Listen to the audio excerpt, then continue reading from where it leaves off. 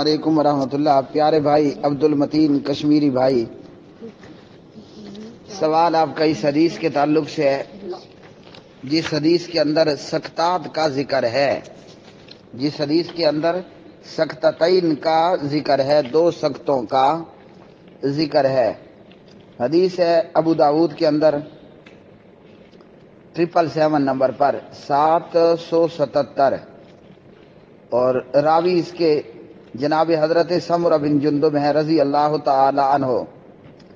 سمرہ کہتے ہیں حفظت سکتتین فی الصلاۃ، سکتتن اذا کبر الامام حتی یقرأ، وسکتتن اذا فرغ من فاتحۃ الکتاب، وسورۃ عند الرکوع۔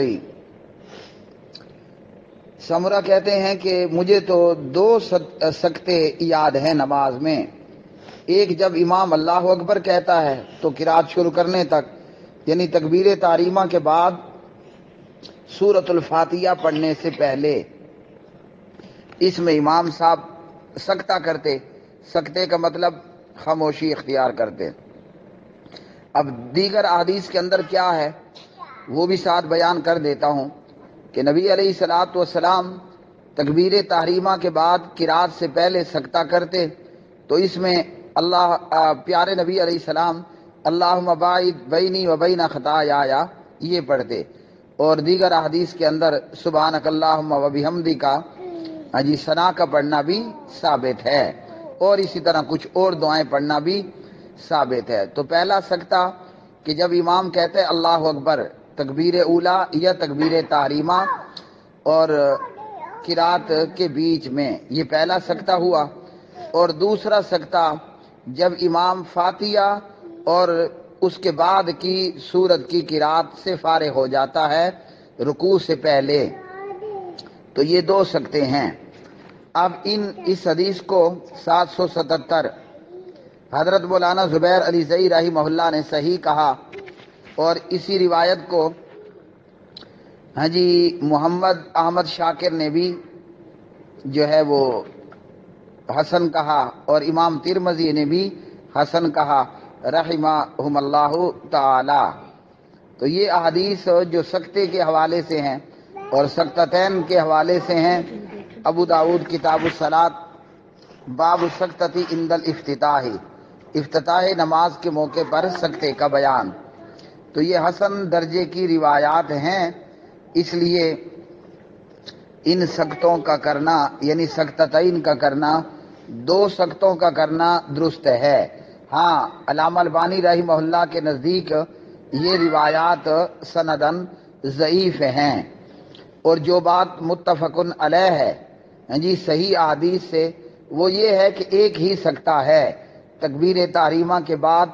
سورۃ الفاتحہ کی قرات سے پہلے، اور آپ اس میں اللہم باعد بینی سبحانک اللہم دیگر جو چیزیں ہیں وہ پڑھیں، اور جو باقی سکتے ہیں، جو دوسرا سکتہ ہے رکوع سے پہلے فاتحہ اور قرات کے اختتام کے بعد، تو وہ مستحب ہے، تو اس کا کر لینا بھی بہتر اور صحیح ہے۔ اس لیے قرآن اپنا نماز پڑھانے والے کو چاہیے کہ وہ ان دو قسم کی احادیث پر عمل کرے، یہی بہتر افضل اولا اور اعلیٰ ہے کہ تکبیر تحریمہ کے بعد بھی سکتہ کرے، اس میں اللہم باعد سبحانک اللہم وغیرہ امام مقتدی سب پڑھیں، اور دوسرا سکتہ جب رکوع میں جانے لگے قرات کے اختتام پر تو اس موقع پر بھی سکتہ کر لے، تاکہ جو آیا ہے وہ فاتحہ پوری کر لے، اور جس نے قرات کے دوران فاتحہ نہیں پڑھی تو وہ اپنی فاتحہ پوری کر لے، یا جس کی فاتحہ رہ رہی ہے وہ اپنی فاتحہ پوری کر لے۔ تو اس لیے یہ جو سکتتین کے حوالے سے احادیث ہے حضرت سمرہ کی، ان پر عمل کرنا بالکل درست اور صحیح ہے، اور مجھ سمیت اور ہم سب کو چاہیے کہ ان احادیث پر عمل کریں اور دو سکتوں کا اہتمام کریں۔ بہرحال اگر کوئی یہ سکتہ یا سکتتین نہیں کرتا،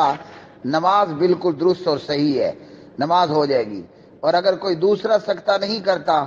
اور کچھ لوگ اپنی جہالت کی وجہ سے یا کچھ لوگ اپنی فرقہ واریت کی حوالے سے، جیسا کہ جماعت المسلمین کے گمراہ لوگ اس پر اگر لفڑا ڈالتے ہیں، تو سکتہ کرنا مستحب ہے، سنت ہے، لیکن یہ کہ لفڑا کرنا تو وہ ایک بذات خود گناہ کا کام ہے۔ اللہ تعالی ہمیں ان احادیث پر عمل پیرا ہونے کی توفیق عطا فرمائے، ایک سکتے کے ساتھ دوسرا بھی کرنے کی توفیق دے۔